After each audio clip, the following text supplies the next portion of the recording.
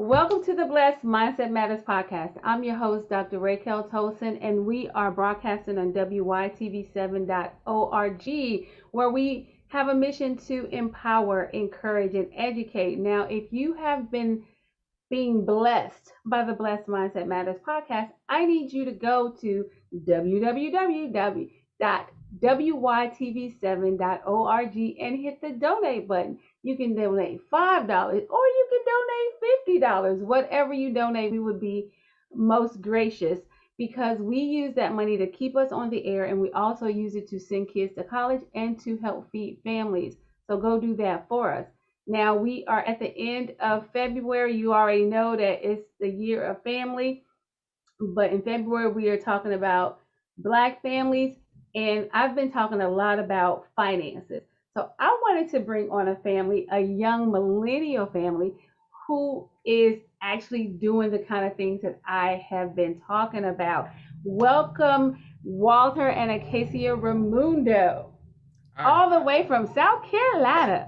Hey. What y'all say? South Kakalaki. No, that's what everybody else say. Y'all don't say that. Okay, so Walter and Casey are both Air Force veterans. Well, actually, Walter, you're still kind of in the Air Force, right? Yes. When you're like reserve, right. So he still. So thank you for your service. Isn't that what everybody's supposed to say? Thank you for your service. So I want to get right into it, but I do want to say that Walter is also a music producer. So if you need some dope beats, Walter is your guy. And Casey is, well, she is an author. She's a poetess.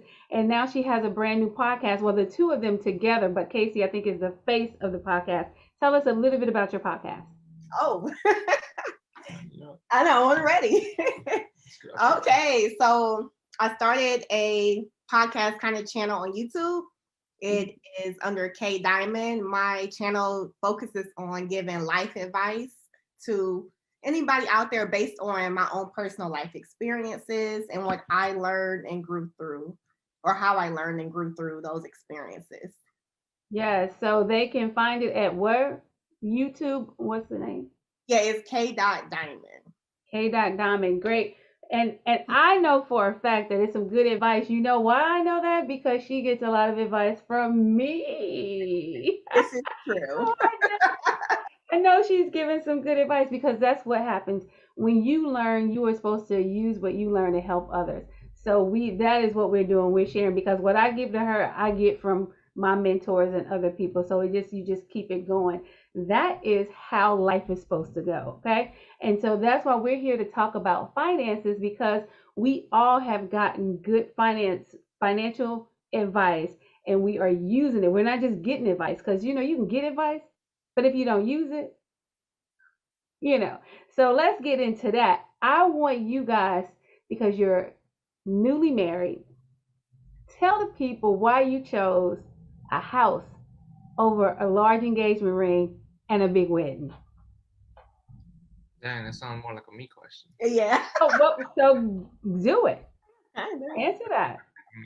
Yeah, because I would be the one giving you the ring.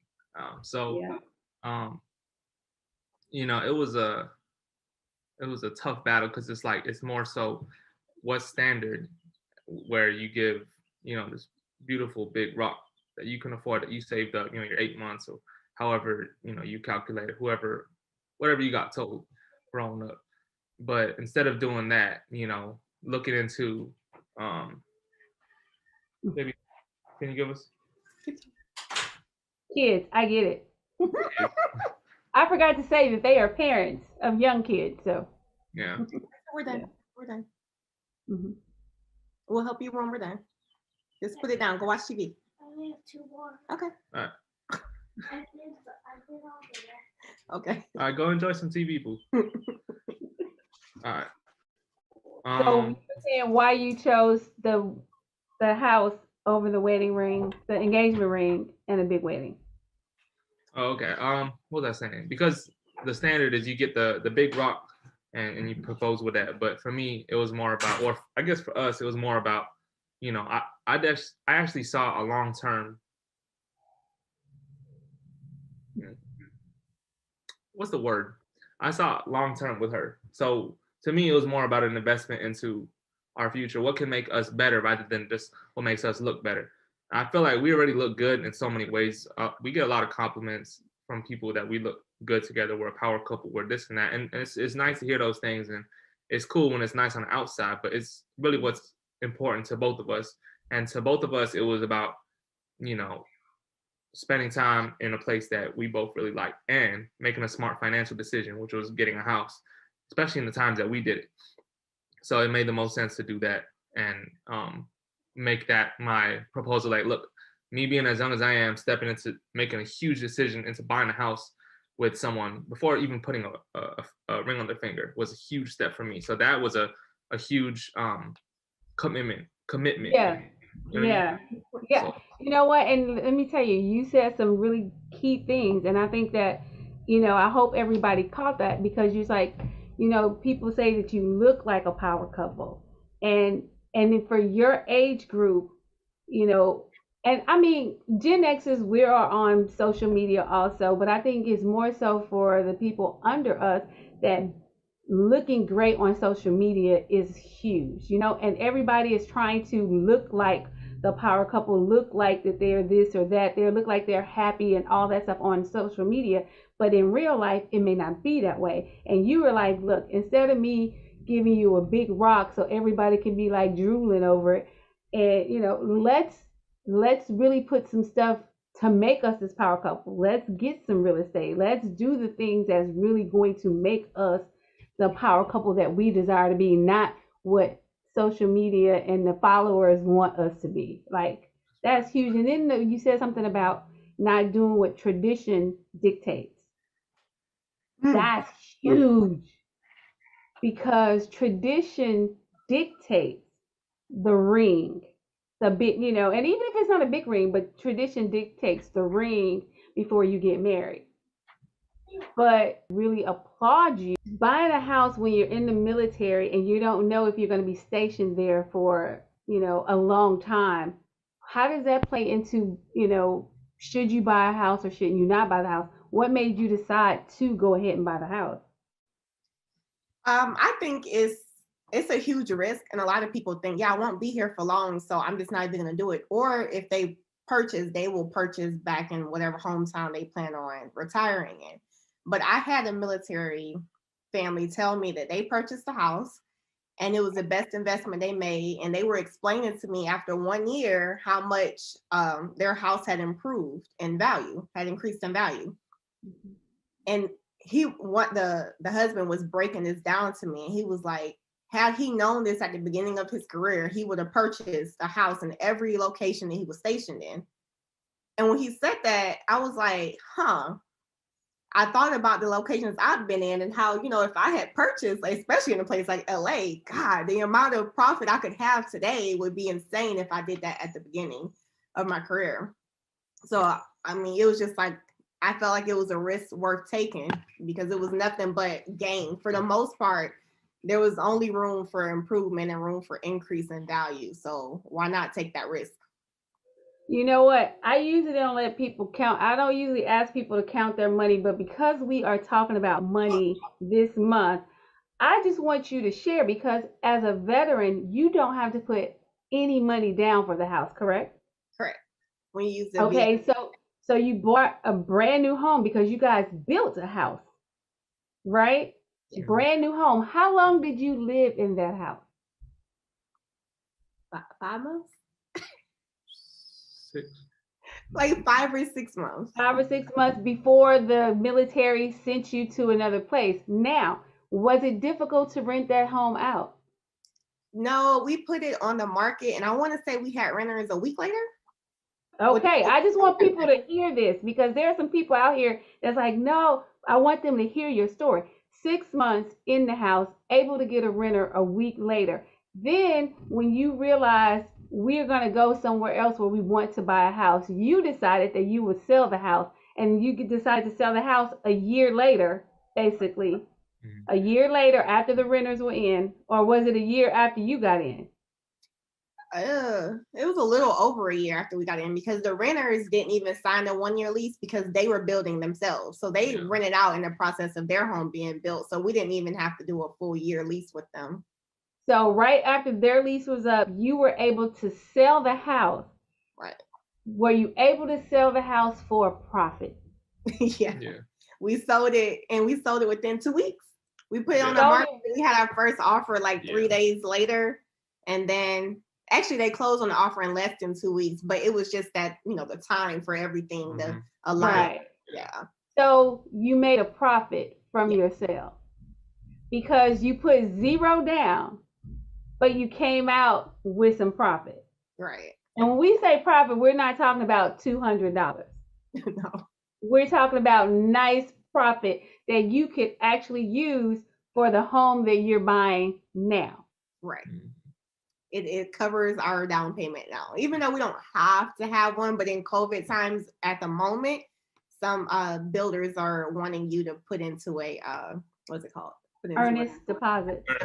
Yeah. They're expecting that, so that's really what we're doing. But we get some of that back, so yeah, we're still in the profit range. Still in the profit area, and that's what I've been trying to say. Real estate, even though I don't sell real estate, I wholeheartedly believe that everybody, if they want to increase their net worth, they get some real estate, and you guys prove that, especially if you are a veteran or even in the military, because you get to use the same benefits where you do not have to put any money down to buy the home. So if you were going to be paying rent anyway, why not pay a mortgage?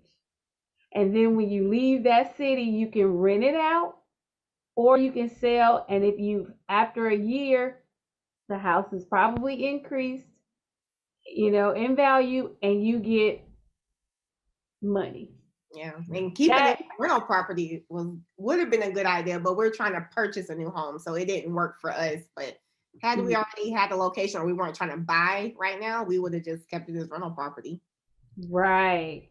See, that is just smart thinking. I love that, and thank you for sharing. Before we go to commercial break, I would like you guys to share also, because we talked about how you went the big engagement ring and the big wedding, and for the down payment, we show how that worked out for you. But honestly, when you walk around and you don't have this huge ring and you see all these other people with this big ring, how do you feel?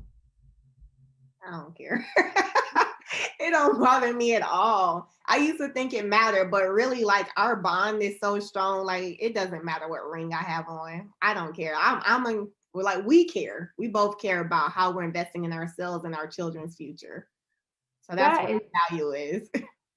That is so smart. We're going to take a quick commercial break, and then we're going to come back because we're going to talk about some more things. They have so much to share.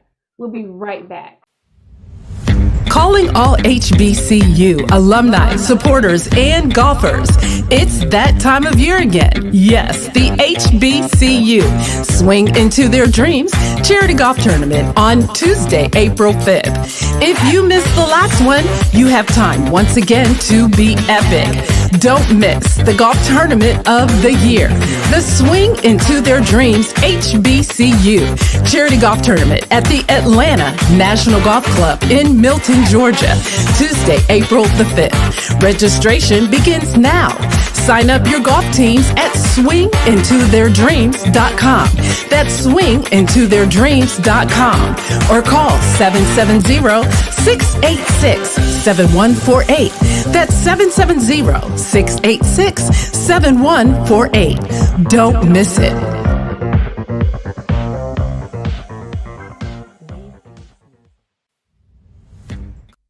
And we're back with the Raymundos. They have been sharing how they have been living, thinking about the wealth of their family, to create generational wealth, to have wealth for them now. They have they have done away with the traditional thinking, and they are seriously thinking about their future, and I love it. So one of the things you said right now, you're building a house in South Carolina.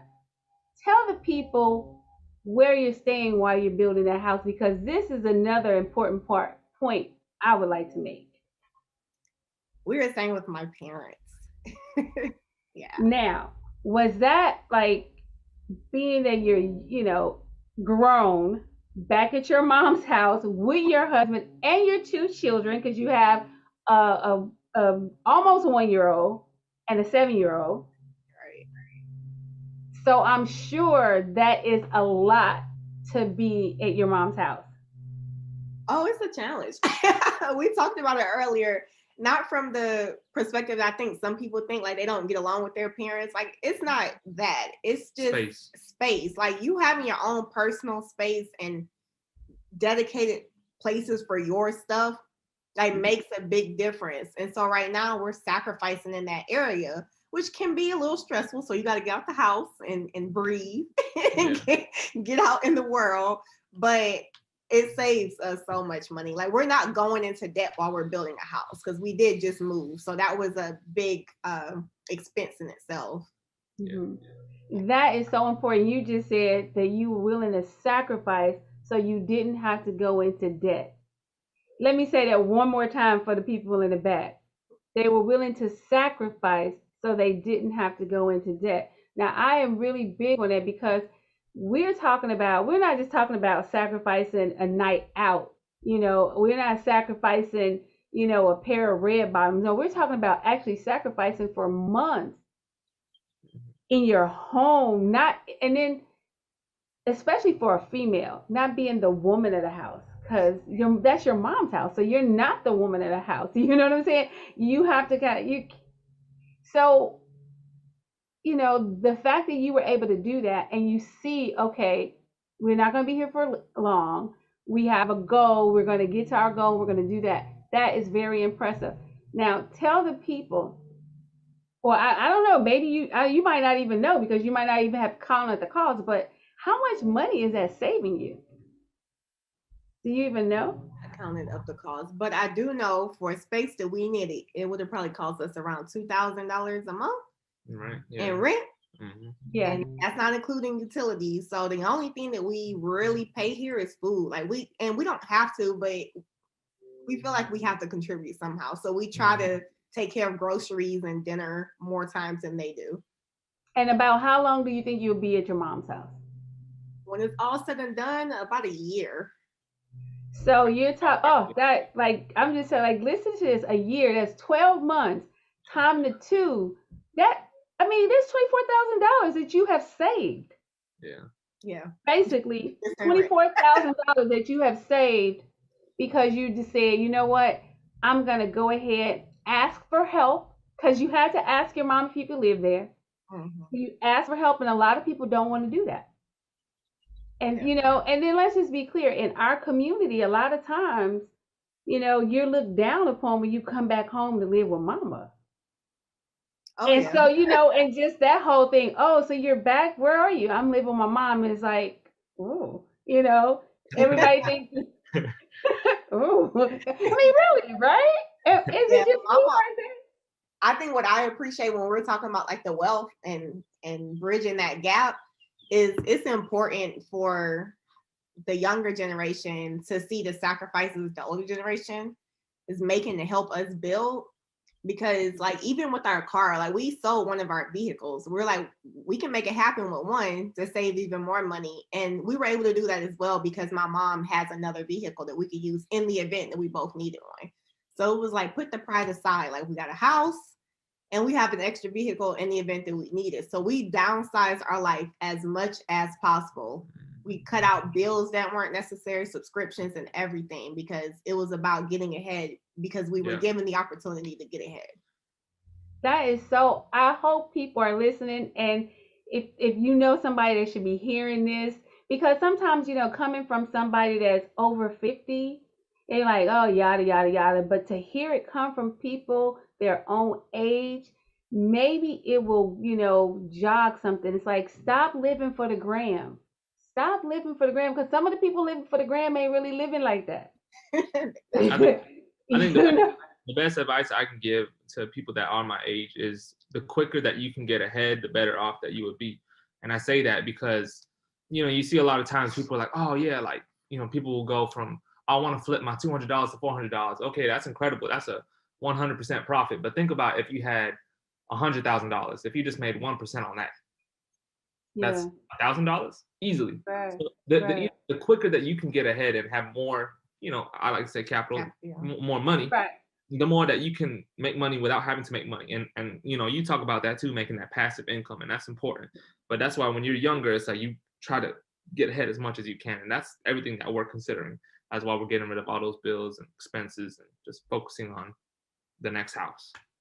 Right. Oh, I love it. You say focus on the next house. It's like, okay, we got this one. We're going to focus on the next one. I love it. So one of the other things I wanted to talk about, because I know that you guys are doing this, when I talk to you guys about the living benefits life insurance, Walter said something that it just almost made me cry, because I love Casey like a daughter. And he said, I need to have a lot of insurance because I want to make sure that my wife and family are taken care of in the event that I'm not here.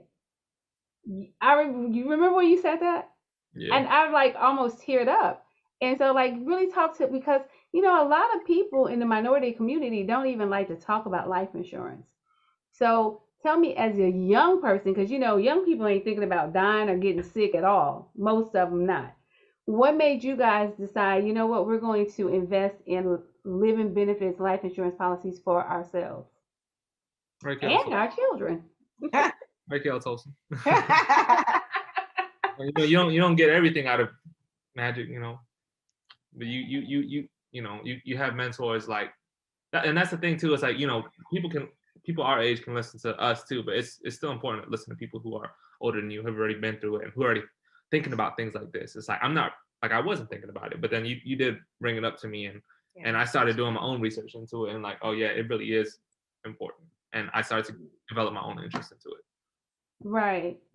So it helped that you heard me, but something in you said, you know what? Let me go and do some research. I do need this. And that's all, really that's all I want for people. I don't want people to necessarily just do what I say do. I want people to hear what I'm saying and then go and do some research to make sure that what I'm saying is valid, and not just valid, but valid for you. Yeah. Because advice may be good, but not all advice is good for you. So it's important that you do your research and that you find out. So for your children, when we talked about the $1 million baby plan and saving for your kids' retirement, like how crazy was that when I was telling y'all just put some money aside for your child's retirement and stuff like that? It's just like, she barely making it in school. She just got to school. Why are you talking about her retirement? Did you feel like that when I was talking about that? No, not really. It just put it in perspective, because even I think you mentioned something and it made a lot of sense. It was like, go ahead and get in there early, because one, it doesn't cost you a whole lot to set them up for success. And two, you don't know what life throws at you, and people's kids get sick later in life. And then now it's too late to get, affordable insurance, affordable policy. I'm gonna say insurance. Yeah. Well, yeah. Same thing. Yep. In both cases, it can be more difficult. So you go ahead and get in there as soon as you can, and then if these issues do arise, you have the living benefits that can come and back you in the event that you have high hospital bills or anything like that. So it was just that whole thought process. It was like, how's it hurting us?